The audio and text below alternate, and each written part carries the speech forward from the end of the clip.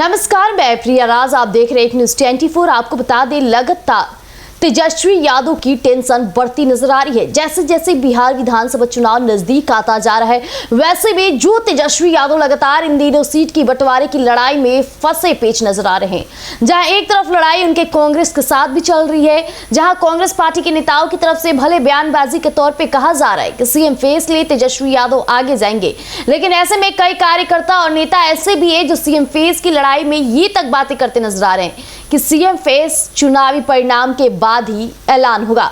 अब ऐसे में तेजस्वी यादव कहीं ना कहीं कांग्रेस की सच्चाई और बातों से खुद की मानसिक पर काफी प्रभाव डाल रहे हैं। अब ऐसे में एक और उनके माथे का सिरदर्द बन गया, जहां हिना साहब हमेशा से बड़ी बड़ी बातें करती नजर आती हैं, महागठबंधन के साथ काफी एकजुटता प्रस्तुत करती नजर आती है। वैसे में 27 अप्रैल को उन्होंने मीडिया से बातचीत की और इशारों ही इशारों में कहीं ना कहीं उन्होंने सीटों की मांगों की तरफ एक इशारा कर दिया है, जिसके बाद से तेजस्वी यादव की टेंशन बढ़ सकती है। ऐसे में जो तेजस्वी यादव रघुनाथपुर से हमेशा से एक बोल्ड चेहरा और यादवों का मजबूत वोट बैंक अपनी तरफ आकर्षित करते नजर आते थे, वहां से हरिशंकर यादव हमेशा से चुनाव में जीत हासिल किए और रघुनाथपुर में तो यादवों की काफी ज्यादा चलती है। वैसे में तेजस्वी यादव का कहीं ना कहीं रघुनाथपुर का सीट के लिए हमेशा से सक्रिय रहते थे। अब हिना साहब अपने बेटे उसामा को कहीं ना कहीं फील्ड में उतारने की तैयारी कर रही है। ऐसे में उनका इशारा रघुनाथपुर विधानसभा सीट पर है, तो क्या तेजस्वी यादव ये सीट देना चाहेंगे? ये लड़ाई काफी तेजी से है। अगर सीट नहीं देते हैं तो इससे कहीं ना कहीं हिना साहब भी नाराज हो सकती हैं। तो आइए हम आपको बताते हैं कि आखिरकार पूरा मामला क्या है।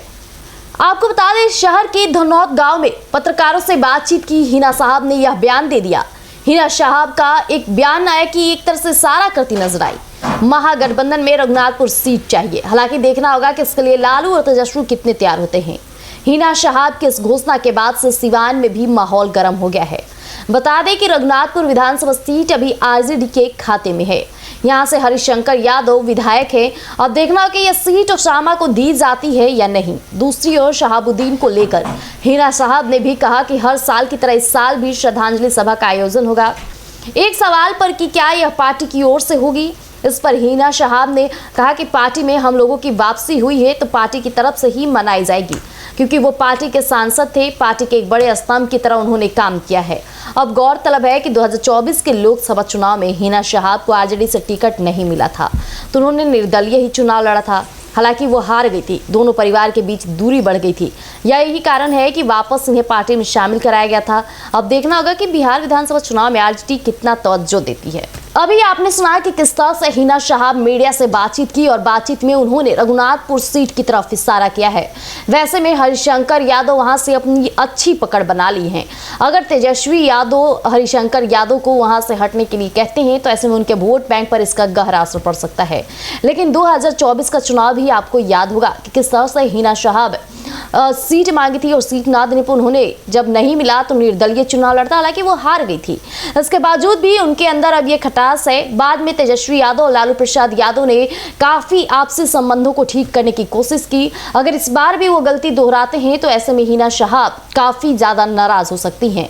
और वैसे में उन्होंने तो बातों ही बातों में एक इशारा अपने बेटे की तरफ कर दी कि रघुनाथपुर सीट उनके पाले में जाना चाहिए। ऐसे में तेजस्वी यादव क्या कदम उठाएंगे और इससे उनके वोट बैंक पर कितना गहरा असर पड़ता है, देखना दिलचस्प रहने वाला है। तो हमारे साथ बने रहिएगा एक न्यूज़ 24 पर। दीजिएगा इजाजत, धन्यवाद।